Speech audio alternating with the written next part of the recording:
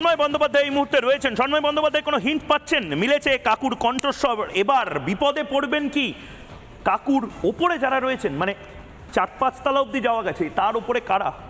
কাকু যাদের সঙ্গে কথা বলতো ময়ূক, তাদের বাড়ির 3 বছর 5 বছরের শিশু কন্যা পুত্ররাও কিন্তু জানে যে আলটিমেটলি 134 কোটি টাকার 134 crores আজকে যেটা কলকাতা হাইকোর্টে ইডি যে রিপোর্টটা দিয়েছে জাস্টিস অমৃতা সিনহার বেঞ্চে, 134 crores প্রসিডস অফ ক্রাইম একদম চিহ্নিত করেছেন। এই টাকাটা কোনো অন্যায়ভাবে তোলা টাকা লিপস অ্যান্ড বাউন্স কোম্পানিতে জমা পড়েছে। ফলে ময়ূক আমাদের নতুন করে ব্যাখ্যা করার দরকার নেই যে এই টাকা কোথায় গেছে, কত দূর গেছে।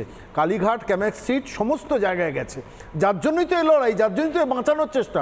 শেখ শাহজাহানকে বাঁচানোর চেষ্টার পেছনে যেমন একটা অর্থনৈতিক, বৈষয়িক এবং রাজনৈতিক কারণ ছিল, এই কালীঘাটের কাকুকে বাঁচানোর জন্য দিনের পর দিন পিজি হসপিটালকে ব্যবহার করে, উডবার্ন ওয়ার্ডকে ব্যবহার করে যে চেষ্টাটা, মরিয়া চেষ্টা মমতা বন্দ্যোপাধ্যায়, অভিষেক বন্দ্যোপাধ্যায়রা করেছিলেন, সেটা কিন্তু আলটিমেটলি ধরা পড়ার জায়গায় এসে গেছে। জানি না 12 জুন শেষ পর্যন্ত ইডি রেজাল্ট কী যাবে। আমি আজকে coming to the main topic, যে টপিকটা নিয়ে আজকে আলোচনা হচ্ছিল, আমি দেখছিলাম অনিন্দা খুব চেঁচাচ্ছিলেন যে রায়ের পক্ষে না বিপক্ষে, রায়ের পক্ষে না বিপক্ষে।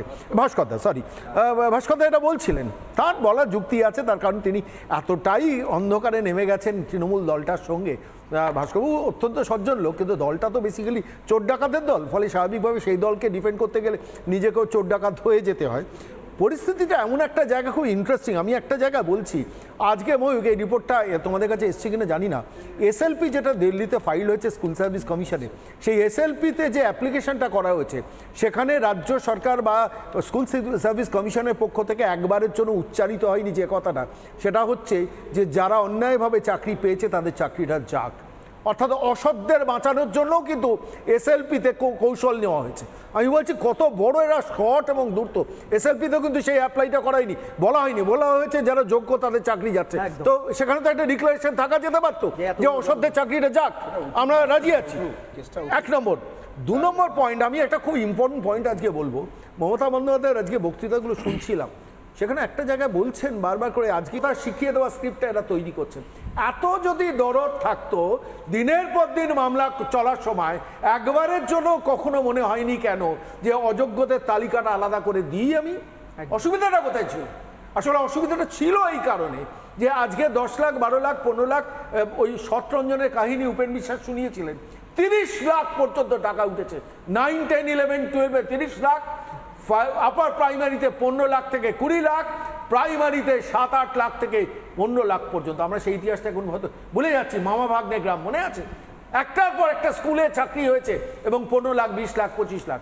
প্রত্যেক সপ্তাহে 2 বার করে এই শতরঞ্জন দক্ষিণ কলকাতায় কোন কোন ঠিকানায় আসতো টাকা জমা। এটা কি সিবিআই বলেছে? পরিষ্কার ডিক্লেয়ার্ড। সিবিআই ইনভেস্টিগেশনে বার করেছে মামা ভাগ্নে। আমি বলিনি, একটু বলিনি, আপনি উত্তর দেবেন। ঘটনা হচ্ছে যে দিনের পর দিন আমি চোর পুষেছি। এই যে তরুণ জ্যোতি সঠিকভাবে বলছিল, সুপার নিউমারারি পোস্ট তৈরি করা, এই পোস্টের পেছনে যে টাকাটা ফিনান্স ডিপার্টমেন্ট পাস করলো, প্রায় 300 কোটি টাকা ফিনান্স ডিপার্টমেন্ট পাস করলো, অ্যাডভোকেট জেনারেল ওকে করলো, রাজ্যের মুখ্যমন্ত্রী কিছু জানতেন না। একটা এজেন্ডা নিয়ে আসা হলো, রাজ্যের মুখ্যমন্ত্রীর ব্যতি রেখে রাজ্যের কোথাও তৃণমূলের একটা ফুলও পড়ে না, একটা পাতাও চড়ে না, একটু জলও নড়ে না, অথচ রাজ্য সরকারের ক্যাবিনেটে একটা এজেন্ডা এলো এত বড়, যেখানে 300 কোটি টাকা ইনভলভমেন্ট, সেখানে রাজ্যের মুখ্যমন্ত্রী জানে না। আজকে রাজ্যের মুখ্যমন্ত্রী বলছিলেন দাঁড়িয়ে দাঁড়িয়ে, কতটা নির্লজ্জ একজন বাংলার মুখ্যমন্ত্রী, একটু বলেনি। রাজ্যের মুখ্যমন্ত্রী বলছেন যে আমার সব, আমি একটু শেষ করি, আমি জানতাম না যে আমি সব ডিপার্টমেন্টে কোথায় কোথায় কত কি রিক্রুটমেন্ট হয় আমি জানি না। ইয়ার্কি মারছেন, রসিকতা করছেন। আজকে বলছেন 10 লক্ষ ছেলে মেয়েকে চাকরি দেবেন। আপনি কি রায়ের পক্ষে না বিপক্ষে বলছেন? 1 লক্ষ ছেলে মেয়ের পক্ষে গত 2 বছরে চাকরি দেননি। সেই আপনি বোমাতে আহত লোকেদের সিভিক ভলান্টিয়ারগুলোকে কনস্টেবল করেননি। দিনের পর দিন সমস্ত পুরসভা পঞ্চায়েতের কন্ট্রাকচুয়াল কর্মীদের পার্মানেন্ট করেননি। তাহলে আপনি 5.5 লক্ষ সরকারি পদ, আপনি কি চাইছেন যে এই লোকগুলো দিনের পর দিন 573 জনের চাকরি চলে যাক? আপনি তাই চাইছেন? আমি একটা কথা বলছি পরিষ্কার, আপনারা চোরেদের বাঁচানো বন্ধ করুন, চোরেদের বাঁচানো বন্ধ করুন। কথা দিন, চোরকে বলুন চোরেদের বাঁচানো, ওই টাকা ফেরত দেবেন, সেটা দিয়ে তদন্ত। কিন্তু আপনি এই রায়কে মেনে 10 লাখ 12 লাখ 15 লাখ যে ছেলেমেয়েগুলো লোকের চাকরি চলে যাওয়া থেকে সমর্থন করছে, স্ত্রীর গয়না বিক্রি করে যে টাকা দিয়েছে আপনাদের নেতাদের, পরে আসছে টাকা ফেরত দেবেন, আপনার ভাইপো সেই টাকা ফেরত দেবেন। বলুন, সেই জন্যই আপনি সজ্জন লোক, আপনি আমার একটা কথা উত্তর দিন, আপনি সজ্জন লোক। আপনি যদি কারোর কাছ থেকে টাকা নিতেন, যখন প্রমাণিত হতো যে টাকা নিয়েছেন, তখন আপনি টাকা ফেরত দিতেন কি দিতেন না? অভিষেক বন্দ্যোপাধ্যায় আমি অভিষেক বন্দ্যোপাধ্যায় টাকা নিয়ে আপনি জানেন কি করে? কুন্তল ঘোষ কে কুন্তল ঘোষ জানি না, জানেন না? অভিষেক বন্দ্যোপাধ্যায় অভিষেক বন্দ্যোপাধ্যায় কিভাবে বলছেন না? দেখুন, আমরা যদি রায় নিয়ে কথা বলি, আজকে আমাদের স্থির বিশ্বাস এদের জন্য স্পেশাল লিমিটেড ফাইল হচ্ছে আগামী শুক্রবার থেকে। এই জায়গাতে আমি একবার থামাচ্ছি একদম আমি দুজনকেই থামাচ্ছি, কারণ এই জায়গাতে একবার আমি দেখে নেব প্রথমে যে এই যে সন্ময়দা যে কথাটা বললেন, মন্ত্রিসভায় যারা যারা রয়েছেন, মন্ত্রীরা, নেতারা, তারা লাগাতার এখনো কি চেষ্টাটা করে যাচ্ছেন, এবং তারপর ওটা বাংলার মানুষ জবাব চায়, বাংলাতে এই মুহূর্তে ভোট দান করেছেন, কি তার ফল বেরোলো সেইটা দেখবো। প্রথমে দেখে নিই মন্ত্রিসভার নেতারা, মন্ত্রীরা তারা কি বলছেন।